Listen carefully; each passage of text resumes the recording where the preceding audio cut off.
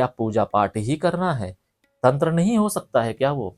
मान लीजिए बृहस्पति देव की दशा चल रही है और आपके जीवन में सात्विक तंत्र एक्टिवेट होकर रखा है और आपने पूरा बृहस्पति की दशा के दौरान खूब पूजा पाठ की, केले पर जल चढ़ाया, दान धर्म किया और आप जितना करते गए आपकी जीवन उलझता चला गया।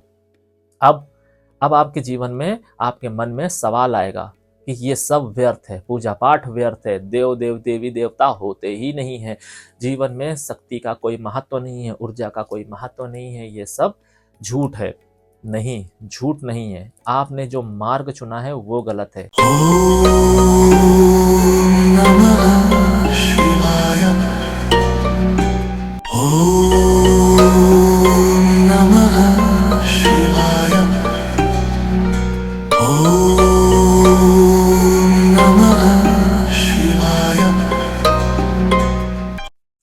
क्या आप असमंजस में हैं या आपके जीवन में कोई कंफ्यूजन है? आपके जीवन में बहुत सारी चीजें ऐसी हो रही होंगी जिसमें आपको ये समझ में ही नहीं आ रहा होगा कि आपको लेफ्ट जाना चाहिए या राइट जाना चाहिए। फिर वो चाहे चीजों का चुनाव हो, रिश्तों का चुनाव हो या फिर डिसीजन का चुनाव हो, आपके जीवन में एक असमंजसता बनी ही होगी। अगर आपके जीवन में ऐसा है तो ये वीडियो सिर्फ आपके लिए है। आज मैं आपको बताऊंगा कि कर्म किसके लिए इंपॉर्टेंट है, धर्म किसके लिए इंपॉर्टेंट है। धर्म से हमारा तात्पर्य यह है कि किन व्यक्तियों को अपने जीवन को सरल और सुगम बनाने के लिए पूजा पाठ, देवों का सहारा लेना चाहिए और किन लोगों को सिर्फ कर्म करते रहना चाहिए। इसके साथ साथ मैं आपको इस वीडियो में यह भी बताऊंगा कि तंत्र तंत्र के लिए जो भी व्यक्ति इच्छुक हैं या तंत्र के माध्यम से अपने जीवन को अच्छा करना चाहते हैं, फिर वो चाहे सात्विक हो या तांत्रिक हो, वो कौन से ऐसे तंत्र हैं, वो कौन से ऐसे जातक हैं जिनको तंत्र करना चाहिए, जिनके जीवन में समृद्धि और शांति तंत्र के माध्यम से ही संभव है। आज के वीडियो में ये सारे सवालों के जवाब आपको मिलने वाले हैं। फिर आप चाहे अपने जीवन के किसी भी फेज में ही क्यों ना हो, अगर आप युवा अवस्था में हैं तो भी आप ये अप्लाई कर सकते हैं, तरुण अवस्था में हैं तो भी अप्लाई कर सकते हैं, वृद्धावस्था में हैं तो भी ये आप अप्लाई कर सकते हैं। क्योंकि अवस्था आपकी कोई भी हो, आपको मुक्ति मोक्ष तक ले जाने के लिए जो भी चीजें सरल और सुगम होंगी, फिर वो चाहे पूजा पाठ हो, तप हो, तंत्र हो, कर्म हो, आपको वो अवश्य करना चाहिए। सारी की सारी जिम्मेदारियां, सारे के सारे कर्म जो आपको इस जन्म के लिए मिले हैं, उसकी पूर्णतया कोशिश आपको ये करनी चाहिए कि वो इसी जन्म में पूर्ण हो जाए। फिर आपको ये सोचने की ज़रूरत नहीं है कि आपके 10 साल, 20 साल, 50 साल बर्बाद हो गए हैं। आपके जीवन का अंतिम 1 साल भी काफ़ी होता है, अगर आपको ये पता चल जाए या ये समझ में आ जाए कि आपके जीवन का मोटिव क्या है और आपकी कुंडली आपसे क्या चाहती थी। जैसे ही आपको और जिस भी एज में ये समझ में आए, आपको तुरंत उसका इम्प्लीमेंट अवश्य करना चाहिए। Welcome celestial seekers to the cosmic journey where the stars align and destinies unfold. मैं यहाँ हूँ ताकि ब्रह्मांड के रहस्यों के माध्यम से आपको गाइड कर सकूं और ज्योतिष के ज्ञान से आगे का मार्ग प्रकाशित कर सकूं। कर्म, किन व्यक्तियों को कर्म करना चाहिए? आप अपनी कुंडली उठाइए और चेक कीजिए कि आपकी कुंडली में अगर भाग्य और कर्म भाव में से कर्म का भाव ज्यादा बली है, थर्ड हाउस यानी कि आपका पराक्रम भाव ज्यादा बली है, तो फिर आपको सिर्फ और सिर्फ कर्म करने चाहिए। कर्म के माध्यम से ही आपके जीवन में सक्सेस आएगी। वहीं अगर आपका भाग्य भाव प्रबल है, धन भाव प्रबल है और लाभ भाव प्रबल है, तो आपके जीवन में ये सुख सुविधा, समृद्धि और आपका जीवन मोक्ष की तरफ सिर्फ और सिर्फ पूजा पाठ के माध्यम से ही जा सकता है, धर्म के मार्ग से ही जा सकता है। ये तो बात हो गई आपके कर्म और धर्म की कि आपको कर्म चुनना चाहिए या धर्म चुनना चाहिए। इसके अलावा और भी पैरामीटर होते हैं, जैसे कि धर्म, किस सेगमेंट का धर्म हमें करना है, रिश्तों के माध्यम का धर्म करना है, देवों के माध्यम का धर्म करना है, समाज के माध्यम का धर्म करना है। तो ये सारी चीजें अदर भाव से समझी जा सकती है। जो अलग चैप्टर है वो मैं किसी अदर वीडियो में बनाऊंगा, लेकिन अगर आप उत्सुक हैं तो आप हमसे कमेंट के माध्यम से पूछ सकते हैं या आप हमसे कंसल्टेशन ले सकते हैं। अब हम बात करते हैं जो इस वीडियो का मेन टॉपिक है, तंत्र। तंत्र के ऊपर बने हमारे वीडियो पर बहुत सारे लोगों ने पर्सनली हमसे सवाल किया। उनको ये जानना था कि उनके जीवन में तंत्र की क्या इंपॉर्टेंस है, क्या उनको तंत्र करना चाहिए या नहीं करना चाहिए। जिन्होंने कंसल्टेशन लिया उनको मैंने बताया कि उनके जीवन में तंत्र की क्या इंपॉर्टेंस है, करना चाहिए या नहीं करना चाहिए। और कुछ ऐसे भी लोग थे जिनकी ये क्यूरियसिटी में ही रह गई, यानी कि वो चाहते थे जानना लेकिन कंसल्टेशन पे नहीं करना चाहते थे। कोई बात नहीं, ये वीडियो सिर्फ उन्हीं लोगों के लिए है। और जो व्यक्ति क्यूरियस हैं कि उनको तंत्र का मार्ग चुनना चाहिए, इसके लिए कंफ्यूज हैं कि धर्म और तंत्र, यानी कि भगवान की पूजा करके देवों को पूछते पूछते वो थक चुके हैं, वो हर एक विधि से देवों के सामने समर्पित हो चुके हैं, लेकिन उनका जीवन अभी का अभी स्टक है, उनके जीवन में हार्मनी अभी तक नहीं आई है। और वो ये चाहते हैं कि तंत्र को चुने, लेकिन तंत्र को लेकर उनके जीवन में क्लियरिटी नहीं है। सोशल मीडिया के माध्यम से उनके आस पड़ोस में रह रहे अदर जो भी व्यक्ति है जो तंत्र को जानते हैं, करते हैं, वो कंफ्यूज हैं, क्योंकि बहुत सारी भ्रांतियां समाज में फैली हुई हैं। मैंने अपने पिछले वीडियो में भी आपको ये समझाने की कोशिश की है कि तंत्र का माध्यम सिर्फ और सिर्फ आपके ग्रहों को न्यूट्रलाइज करने के लिए था। कुछ लोगों ने इसको चैनलाइज किया और इसको तामसिक प्रवृत्ति में कन्वर्ट कर दिया। आज के समय में तामसिक और सात्विक दो कैटेगरी के तंत्र हैं जो लोग करते हैं, लेकिन तामसिक तंत्र के कुछ कॉन्सिक्वेंसेज हैं जो उनको भुगतने होते हैं, और ये सिर्फ और सिर्फ गुरु के संरक्षण में ही होता है। सात्विक तंत्र भी गुरु के संरक्षण में ही होता है। इसीलिए कुंडली का जागृत अवस्था में होना और कुंडली से यह जानना बहुत इंपॉर्टेंट है कि आपके जीवन में तंत्र है कि नहीं है, अगर है तो कौन सा, सात्विक है या तामसिक है। चलिए अब हम चलते हैं मेन टॉपिक पर कि तंत्र है कि नहीं है।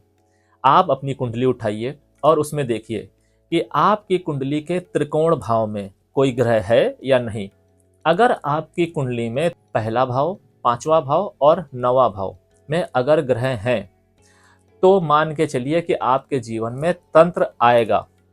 अब ये तंत्र अगर आप करने लगे, सात्विक तंत्र की मैं बात कर रहा हूं, अगर ये तंत्र आप करने लगे तो बहुत अच्छी बात है। नहीं करेंगे तो आपके ऊपर तंत्र किया जाएगा, मतलब हर वो जतन होंगे आपके जीवन में, ऐसी प्लैनेट की पोजीशंस होगी, ऐसी सिचुएशन बनेगी, ऐसा ब्रह्मांडीय गणित आपके जीवन में क्रिएट होगा कि आपको तंत्र में जाना ही पड़ेगा। अब या तो आप जाएंगे अपने जीवन को सरल और सुगम बनाने के लिए तंत्र, या फिर तंत्र से बचाने के लिए खुद को या अपने नियर एंड डियर वन को बचाने के लिए तंत्र में जाएंगे। सूरत कोई भी हो, तंत्र की तरफ आपका रुझान, आपका इंडल्जेंस होगा ही होगा। अब यहाँ पर अगर आप चीजें समझ जाते हैं कि आपके जीवन में समृद्धि, सुख और शांति तंत्र के माध्यम से आएगी, तो आप उस हिसाब से अपने और अपने नियर एंड डियर वन के जीवन को बहुत आसानी से अच्छा कर सकते हैं। नियर एंड डियर वन की जिंदगी कैसे? क्योंकि जैसा कि मैंने आपको बताया है पिछले कई वीडियो में कि हम जिनके साथ रहते हैं उनके जो प्लैनेट होते हैं उनसे हमारा जीवन और हमारे प्लैनेट से उनका जीवन प्रभावित होता ही है। अगर आप ये सोचते हैं कि उनके प्लैनेट से हमारा जीवन प्रभावित नहीं होगा तो आप गलत हैं, और आपके प्लैनेट से उनका जीवन प्रभावित नहीं होगा तो ये भी एक मिथ है। तो आपको ये समझना चाहिए, अगर आपके त्रिकोण में यानी कि पहले, पांचवें और नौवें घर में सौम्य ग्रह हैं तो सिर्फ आपको सात्विक तंत्र ही करना है। शर्त इतनी है कि इन तीनों घर में ग्रह होने चाहिए। वो ग्रह कोई भी हो सकते हैं, मारक ग्रह, बाधक ग्रह, कोई भी, आपकी कुंडली कोई भी हो, इससे फर्क नहीं पड़ता है। और इन घरों में सौम्य ग्रह है तो सात्विक तंत्र। वहीं अगर इन घरों में उग्र ग्रह है यानी कि शनि, राहु, केतु, मंगल और सूर्य है तो आपके जीवन में तामसिक तंत्र आएगा। अब वो तामसिक तंत्र का यूज आपको कैसे करना है ये भी आपकी कुंडली बताएगी। यहां पर मैं आपको सिर्फ ये बताने आया हूं कि आपके जीवन में तंत्र कौन सा है, कौन सा आएगा और आपको कौन सा तंत्र करना चाहिए। अब इसमें एक और चीज है, हो सकता है आपके पांचवें और नौवें या फिर पहले और पांचवें भाव में तामसिक ग्रह हों और नौवें घर में या फिर पहले घर में किसी भी एक घर में कोई भी ग्रह नीच का हो। नीच का ग्रह भी तामसिक प्रतिक्रिया को या प्रवृत्ति को जन्म देता है।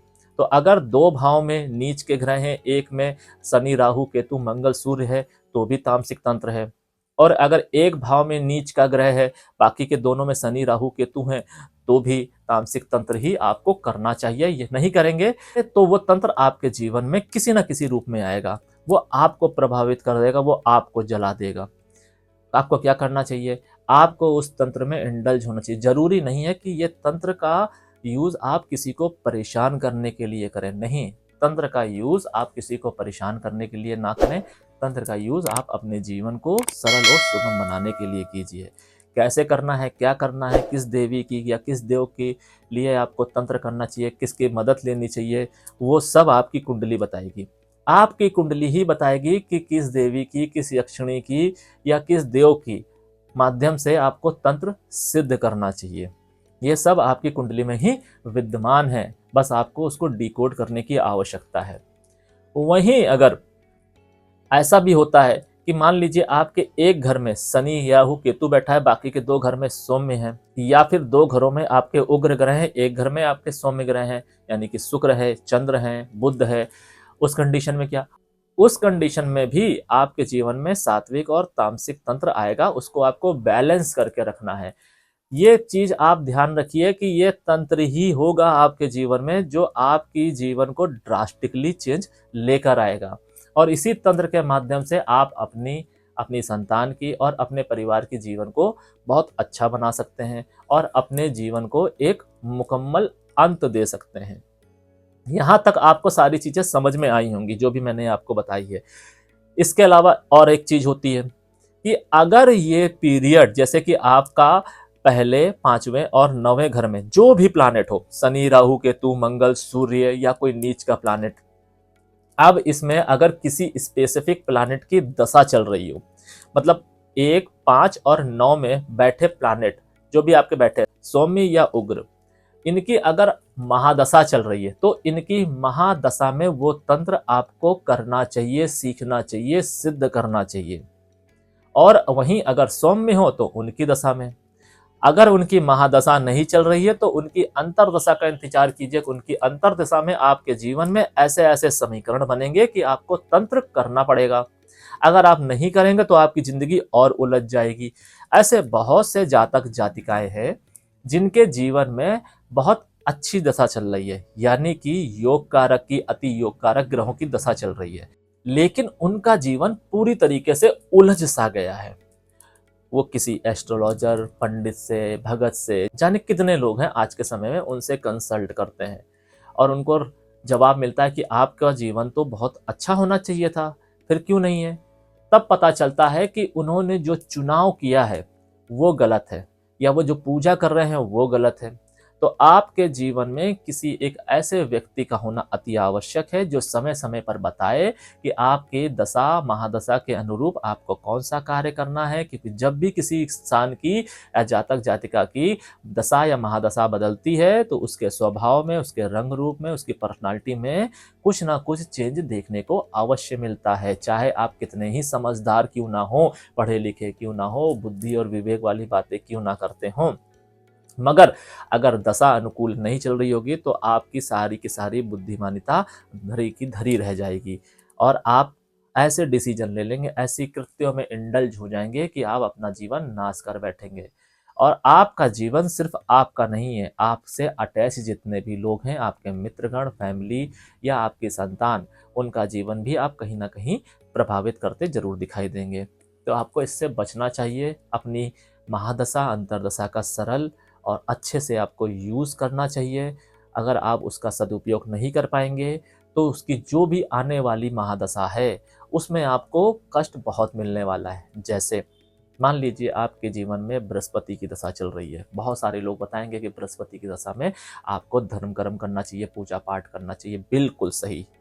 लेकिन कौन सी पूजा करनी चाहिए, कौन से पूजा पाठ धर्म कर्म करना चाहिए, किसको दान देना चाहिए, क्या दान देना चाहिए, कब दान देना चाहिए, क्या पूजा पाठ ही करना है, तंत्र नहीं हो सकता है क्या वो। मान लीजिए बृहस्पति देव की दशा चल रही है और आपके जीवन में सात्विक तंत्र एक्टिवेट होकर रखा है और आपने पूरा बृहस्पति की दशा के दौरान खूब पूजा पाठ की, केले पर जल चढ़ाया, दान धर्म किया और आप जितना करते गए आपकी जीवन उलझता चला गया। अब आपके जीवन में, आपके मन में सवाल आएगा कि ये सब व्यर्थ है, पूजा पाठ व्यर्थ है, देवी देवता होते ही नहीं है, जीवन में शक्ति का कोई महत्व नहीं है, ऊर्जा का कोई महत्व नहीं है, ये सब झूठ है। नहीं, झूठ नहीं है। आपने जो मार्ग चुना है वो गलत है, या आपको जिसने मार्ग दिखाया है उसको पता ही नहीं है, उसने आपका शोषण किया है या आपको गलत मार्ग दिखा दिया है। तो आपको ये बेसिक चीज़ें समझनी चाहिए।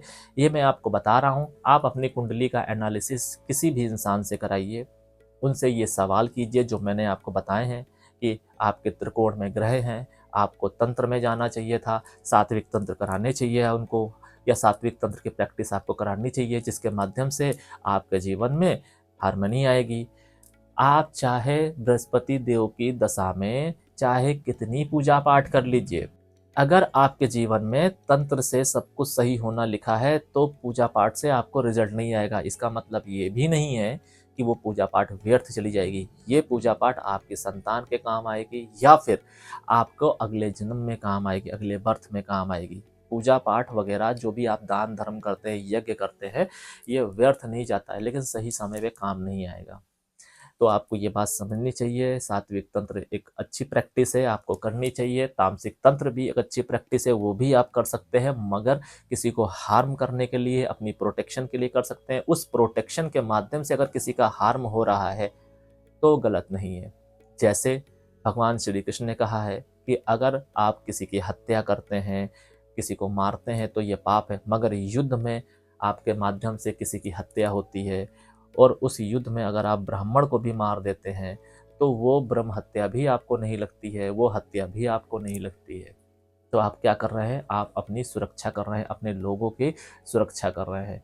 तो बस इस माध्यम से, इस विचार से अगर आप तामसिक तंत्र सीखते हैं, प्रैक्टिस करते हैं और करते हैं अपने लिए एक सुरक्षा को क्रिएट, तो आपके जीवन में वो तंत्र बहुत अच्छा है और इससे आपके जीवन में किसी भी प्रकार का कोई भी कॉन्सिक्वेंसेस नहीं आएगा। मगर इसके लिए ज़रूरी है आपके जीवन में एक बढ़िया गुरु, एक जानकार गुरु। इसीलिए बोला जाता है कि तंत्र किसी गुरु के माध्यम से ही करना चाहिए। क्यों? क्योंकि अगर गुरु आपको गलत मार्ग दिखाएगा तो जो भी कॉन्सिक्वेंसेस होंगे, जो पाप होगा, वो उसके हिस्से आएगा, आपके हिस्से नहीं आएगा।